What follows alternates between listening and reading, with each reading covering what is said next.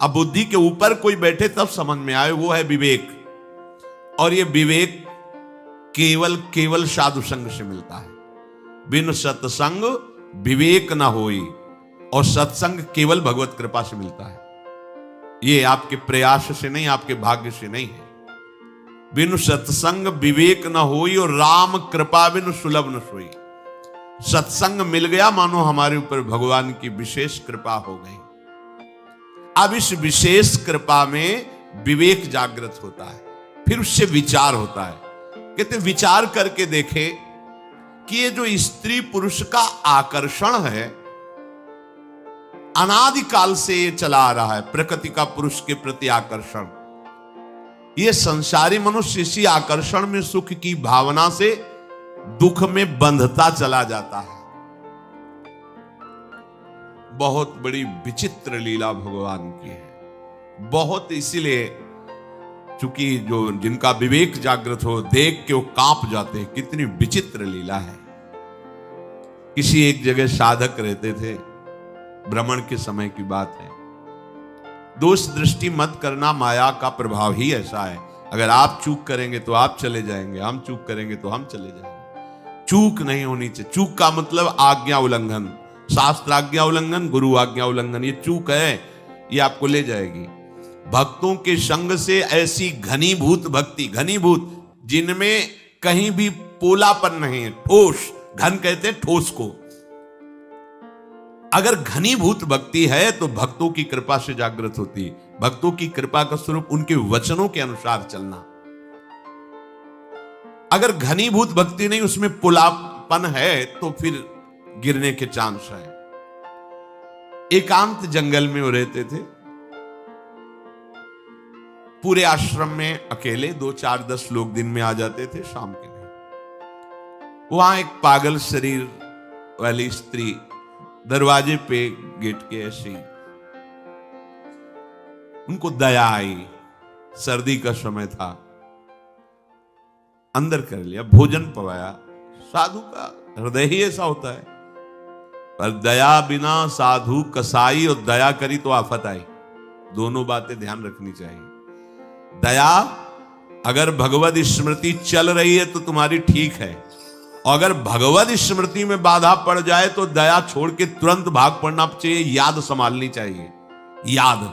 याद गई तो दया फंसा देगी, बस ध्यान रखना। यही दया फंसा दिया भरत जी को। भगवान की याद भूल गए, हिरण की याद आ गई। अब दया खतरनाक हो गई। दया नहीं तो साधु कैसा? दया बिना साधु कसाई, और दया करी तो आफत आई। ध्यान रखना। भगवान भी सावधान कहते हैं, करुणा करो सब पे, दया पर निर्ममो। निर्मम होकर ममता नहीं होनी चाहिए। अगर ममता हुई तो चूक हो गई, फिर तो गए।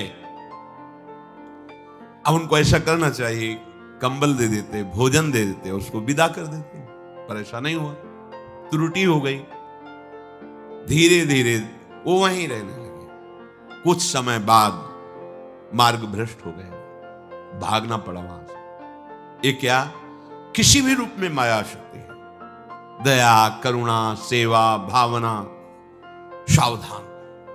अगर विवेक है, विचार है, तो आज्ञा पर चलो। शास्त्र आज्ञा पर चलोगे, कहीं कोई बाल बाका नहीं। शास्त्र आज्ञा करता है, बलवान इंद्रिय ग्रामो विद्वानम अपि कर्षति। इंद्रियां बड़ी बलवान हैं, बड़े बड़े ज्ञानियों को, विद्वानों को भी विषयों में फंसा देती हैं। इसलिए परस्पर प्रकृति पुरुष के आकर्षण से उपासक जो बचने के लिए चला है, उसे एकांत में कभी संभाषण या किसी भी तरह की एकांतिक वृत्ति परस्पर आकर्षण वाले शरीर के साथ स्वीकार नहीं करनी चाहिए, नहीं तो बंध जाएगा। देखो ना, सुख की प्राप्ति के लिए वो चेष्टा करता है और उससे बड़े बड़े दुखों का सामना करना पड़ता है। जो पुरुष भगवान की इस माया से पार जाना चाहता है, उसको ये विचार करना चाहिए कि मैं सारी चेष्टाएं सुख के लिए कर रहा हूं, फिर मुझे दुख क्यों भोगना पड़ रहा है। ये बात बहुत सुंदर बात। कर्मण्यारभमाणानाम दुख हत्यै सुखाय च।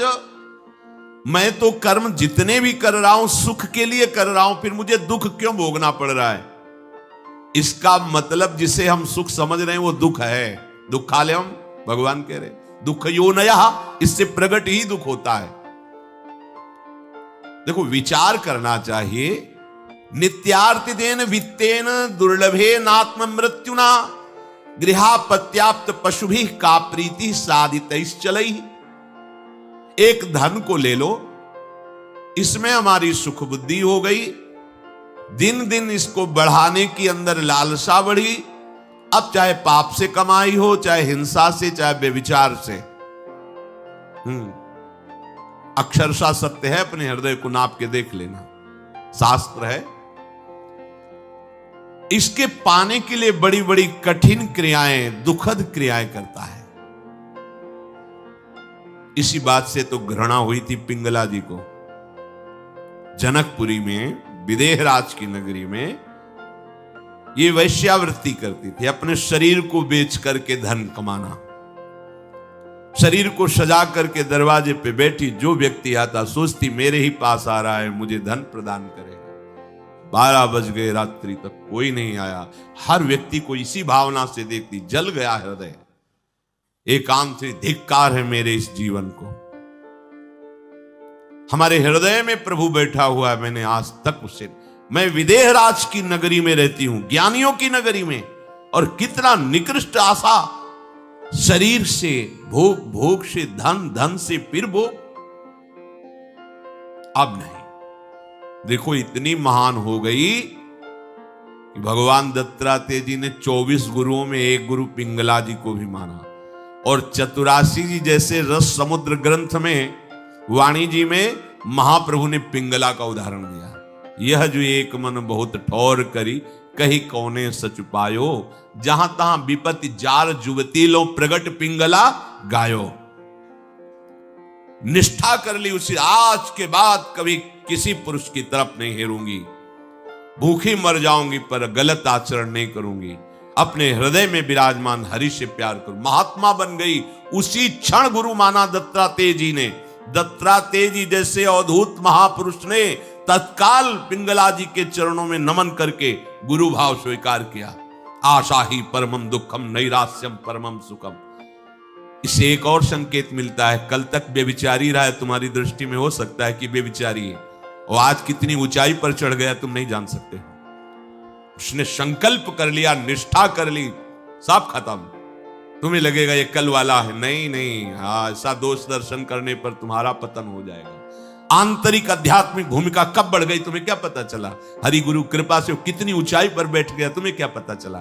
देखो ना, पिंगला अभी तक वैश्या थी और अभी निर्णय किया, और अभी गुरु बना लिया दत्तात्रेय जी ने 24 गुरुओं में, और उसका महामहिम स्वरूप भगवान वर्णन कर रहे हैं, हरिवंश महाप्रभु वर्णन कर रहे हैं, पिंगला का उदाहरण दे रहे हैं।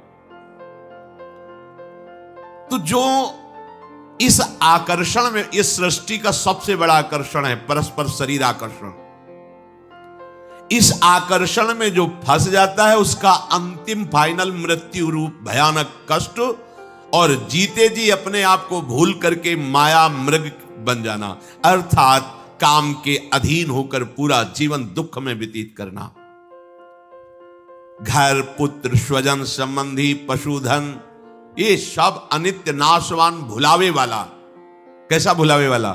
भले है ना 1 करोड़ रुपया बैंक में जमा है, भले हमारा परिवार है, हमारे पास जमीन है, हमारे, इसी के चिंतन में तुम्हारा पूरा जीवन निकल जाएगा। जो वास्तविक धन श्री हरिनाम राधा नाम, उससे अछूते रह गए, ठगे गए। एक घर, स्वजन, धन, पशु, मित्र आदि ने ठग लिया तुम्हें। माया ने इनका रूप धारण करके भगवत भजन नहीं करने दिया तुम्हें, ठगे गए तुम। बराबर जन्म मृत्यु, प्रलय, महाप्रलय सब भोगने पड़ेंगे। इसलिए विचारवान पुरुष को चाहिए कि उसे समझ लेना चाहिए, जैसे इस लोक में सब ये दुख है ना, तो परलोक में थोड़ा सा सुख ज्यादा दिखाकर है परिणाम में दुख है। जैसे तुम यहां किसी की सुंदर स्त्री देख करके अपनी स्त्री पर दृष्टि डालना बंद करके उधर देखकर जल रहे हो कि अगर ऐसी पत्नी हमारी होती तो मैं कृतकृत्य हो जाता। ठीक ऐसे स्वर्ग में विमान पे बैठे हैं, अप्सरा पास है, नृत्य गान हो रहा, पास में उस विमान से 100 गुना अधिक क्योंकि उसका पुण्य अधिक है। तेजस्वी विमान और अत्यंत सुंदर अप्सरा। अब वो भूल गया अपने सुख वैभव को, जल रहा है उसको देख के। पूरा का पूरा ऐसे ही थोड़ा सा ऊपर के लोकों में और पवित्रता और महत्ता, लेकिन सब नष्ट होने वाला है, ये कुछ बचने वाला नहीं। आ ब्रह्म भुनान लोकान पुनरावर्तिनो अर्जुन, ये सब नष्ट परिवर्तनशील आने जाने वाला है। इसलिए कोई दान पुण्य इस भावना से न करे कि स्वर्ग में सुख प्राप्त करेंगे, क्योंकि वो भी ऐसा ही है, उसमें भी शांति नहीं है, परम आनंद नहीं है। क्या करे? तो मेरा अब पतन ना हो, नाश ना हो, भय से मैं मुक्त हो जाऊं, इसके लिए तस्मात् गुरुम प्रपद्येत जिज्ञासु श्रेय उत्तमम शाब्दे परे च निष्णातम ब्रह्मण्युपशमाश्रयम्। अब उस विचारवान पुरुष को चाहिए कि वो गुरुदेव की खोज करे। भगवान की खोज करना कठिन नहीं है, भगवान के रहस्य को जनाने वाले गुरुदेव का मिलना कठिन है। महत्संगस्तु सुदुर्लभ हो। अपने लिए तो कह रहे हैं अनन्य चेता सततम यो माम स्मृति नित्य सहा तस्याहम सुलभा, मैं सुलभ हूं, पर वासुदेवा सर्वमिति समहात्मा दुर्लभा सुदुर्लभा। मैं सुलभ हूं पर महात्मा दुर्लभ है। अगर महात्मा मिल जाए तो अनन्य चित्त होने में देर नहीं लगेगी। तात स्वर्ग अपवर्ग सुख धरी तुलाए कंग, तूलनताय सकल मिली जो सुख लव सत्संग। गुरु की खोज करनी चाहिए। कैसे करनी चाहिए? पहले उस अव्यक्त गुरु से प्रार्थना करनी चाहिए, परमात्मा से, ईश्वर से, प्रभु से। हे नाथ, आप हमें गुरुदेव रूप से मिले। मैं नहीं जानता कौन गुरुदेव है, कैसे होने चाहिए। इतना ज्ञान विद्यार्थी को क्या ज्ञान कि कौन टीचर किस स्थिति में है, कितना प्रवीण है, वो तो विद्यार्थी है बेचारा। हाँ, प्रिंसिपल जान सकता है, जो टीचरों के ऊपर अधिकारी, इनमें से कौन सा प्रवीण है, कौन किस कोटि का, किस स्थिति का। ऐसे ही सब गुरुओं के परम गुरु जगत गुरु भगवान श्री कृष्ण है। सबसे पहले प्रभु से प्रार्थना करे कि गुरु के बिना ज्ञान नहीं, परम पद नहीं, मोक्ष नहीं, मोक्ष मूलम गुरु कृपा। तो हे नाथ, आप कृपा करके गुरु रूप से मुझे स्वीकार करें। मैं आपका शरणागत हूं, आप गुरु रूप से आवे और मुझ शरणागत को स्वीकार करें। दीन बंधु, मैं कहां खोजूं? या आप मुझे पहुंचा दीजिए, या आप गुरु स्वरूप से आकर मुझे स्वीकार कर लीजिए। जब आप ऐसी हृदय से प्रार्थना करेंगे तो आपको गुरु मिल जाएंगे। या तो आपको पहुंचा दिया जाएगा उनके पास, और उनके पास जाते ही आपको लगेगा हमारी खोज पूर्ण हो गई, जो मैं चाहता था विश्राम मिल गया। कैसे होने चाहिए गुरुदेव? शाब्दे परे च निष्णातम, शास्त्र ज्ञान से पूर्ण होना चाहिए। और ब्रह्मण्युपशमाश्रयम, भगवत प्राप्त होना चाहिए, ब्रह्मबोध होना चाहिए। अगर ब्रह्मबोध है और शास्त्रों का जो ज्ञान है शाब्दिक, वो नहीं तो अपने शिष्य को समझा नहीं पाएंगे। शब्दों का बहुत अच्छा ज्ञान है, लेकिन ब्रह्मबोध नहीं, अनुभूति नहीं है, तो शिष्य का कल्याण नहीं कर पाएंगे। इसलिए दोनों बात होनी चाहिए। शाब्दे परे च निष्णातम, शब्द ब्रह्म अर्थात शास्त्रों के पारदर्शी विद्वान, और ब्रह्मण्युपशमाश्रयम, ब्रह्मबोध संपन्न अर्थात भगवत तत्व का अनुभव किए हुए हों, ऐसे गुरुदेव का आश्रय ले ले। तत्र भागवतान् धर्मान् शिक्षेत् गुरुआत्मदैवतः, अमाययानुवृत्त्या तुष्येदात्मान् मदो हरिः। शिष्य को चाहिए कि अपने गुरुदेव को ही अपना परम प्रीतम मान करके, सवाल हल हो जाएगा। शिष्य को चाहिए कि अपने गुरुदेव को अपना परम प्रीतम मान करके, अपनी आत्मा मान करके, अपना इष्ट देव मान करके निष्कपट भाव से गुरुदेव की सेवा करे, गुरुदेव के समीप रहने की आकांक्षा करे। समीप रहने का भाव उनकी आज्ञा में रहना। आप यहां जैसे 1000 कोस दूर रहते हैं, पर अपने गुरु की आज्ञा में रहते हैं तो आप गुरु के समीप हैं। और आप गुरु के शरीर के समीप रहते हैं पर आज्ञा उल्लंघन करते हैं तो आप गुरु से बहुत दूर हैं। ये बात ध्यान रखना। ये मायाकृत बात नहीं है कि शरीर के समीप हो तो आप गुरुदेव के समीप हो, नहीं। गुरुदेव की आज्ञा का पालन करते हो, बहुत दूर हो तो गुरुदेव के समीप हो, और गुरुदेव की आज्ञा का उल्लंघन करते हो तो शरीर के समीप रहते हुए भी आप बहुत दूर हैं गुरुदेव से।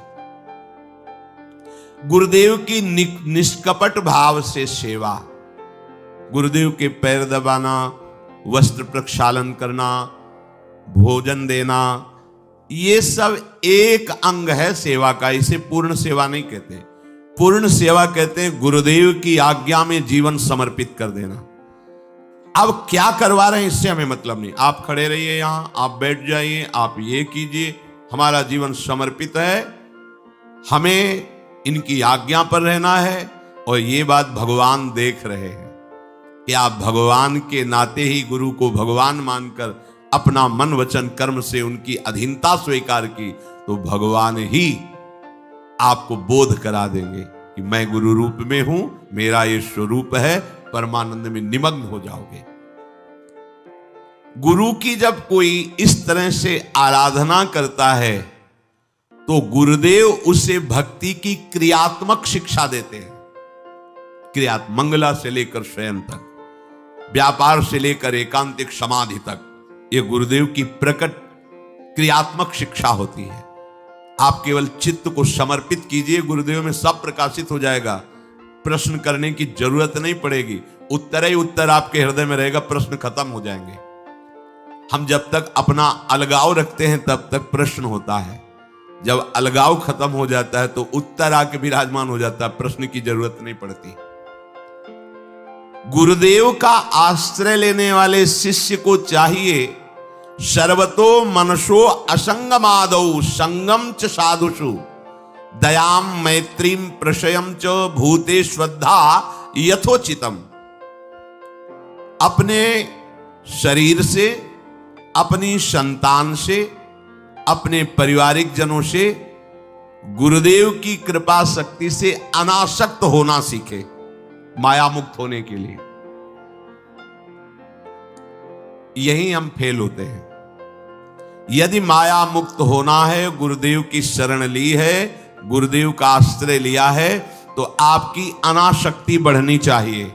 कहां? शरीर से अनासक्त, पुत्रों से अनासक्त, परिवार के संबंधों से अनासक्त। अनासक्त का मतलब बाबा जी बन जाना नहीं होता है, यह अंदर की बात होती है। नाथ सकल संपदा तुम्हारी, मैं सेवक समेत सुत नारी, ये अनासक्त का स्वरूप है गृहस्थ में। फिर गुरुदेव की कृपा से वृत्ति जागृत होती कि भगवान के भक्तों से कैसे प्रेम करना चाहिए। एक बार श्री आचार्य चरण वल्लभाचार्य जी के शिष्य थे किसी राजकीय विभाग में, और कुछ घोटाला हो गया। यद्यपि उनका कोई अपराध नहीं था, अन्य कर्मचारियों के द्वारा, तो उसमें जो बड़े अधिकारी थे वो भी शिष्य थे श्री वल्लभाचार्य जी के। तो उनकी पूरी संपत्ति जब्त कर ली गई और उनको जेल सजा हुई। जब वल्लभाचार्य जी के बड़े अधिकारी दर्शन करने आए तो उन्होंने सिर्फ इतना पूछा, तुम्हें पता था कि वो तुम्हारा गुरु भाई है? कहा जी। तो तुम्हारे हाथ में इतना शासन था कि तुम बचा सकते थे? जी। क्यों नहीं बचाया? अगर तुम्हारा सगा भाई होता तो तुम क्या करते? बोलो ना क्या करते। तो उनका शरीर से, बुद्धि से, धन से, जैसे भी होता मैं उसे बचाता। इसे क्यों नहीं बचाया? इसका मतलब गुरु संबंध से श्रेष्ठ तुम्हारा परिवार का संबंध है, जाओ हम तुम्हारा त्याग करते हैं। श्री वल्लभाचार्य अपनी सगी बहन से भी पूज्य गुरु बहन है, अपने सगे भाई से भी प्यारा गुरु भाई है, क्योंकि सगा भाई माता के उदर से संबंध रखता है और गुरु भाई भगवान से संबंध रखता है, श्री जी से संबंध रखता है। हमारा भक्तों के साथ कैसा व्यवहार होना चाहिए? कम से कम सगे भाई जैसा तो होना ही चाहिए। वैसे तो लालाचार्य जी को आचार्य चरण ने आदेश किया था कि भगवान के प्रेमी जनों को भगवान के समान देखना चाहिए। यदि ऐसा ना हो तो गुरु के समान तो देखना ही चाहिए। तो उनका ऐसा भी नहीं कर सकते, आपके समान मैं किसी को नहीं मान सकता। तो उनका फिर सगे भाई जैसा तो मान सकते, बोले आजीवन व्रत आपकी आज्ञा का पालन करूंगा। तो पूरा चरित्र आता है उनका उसमें कि कोई वैष्णव का शरीर बहा जा रहा था, उन्होंने उपहास किया लोगों ने, तो तुम्हारा वो लाए और संस्कार किया, भगवान के पार्षद आए प्रसाद पाने। बड़ा चरित्र है। इसमें कह रहे यदि माया मुक्त होना चाहते हो, गुरु का आश्रय, उनकी सेवा, मन वचन कर्म से उनकी अधीनता और शरीर संबंधियों से अनासक्ति। इसके बाद भगवान के वैष्णव जनों से, भक्तों से कैसे प्रेम करना चाहिए, यहां ये बात क्यों कह दी? क्योंकि यही अपराध सब मिटा देगा आपको।